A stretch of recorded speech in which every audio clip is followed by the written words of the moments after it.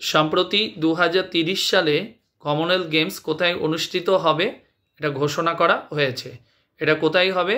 ভারতের আহমেদাবাদ শহরে 2030-এর Commonwealth games অনুষ্ঠিত হবে এবং রিসেন্টলি অর্থাৎ নভেম্বর মাসের লাস্ট উইকে এটা ঘোষণা করা হয়েছে।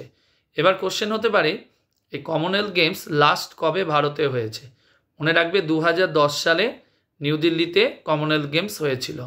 তার প্রায় 20 বছর পর আবার ভারতে কমনওয়েলথ গেমস অনুষ্ঠিত হতে চলেছে। আর মনে রাখবে কমনওয়েলথ গেমস 2022-এ অনুষ্ঠিত হয়েছে, নেক্সট কোথায় হবে? 2026 সালে। এবার 2026-এরটা কোথায় হবে?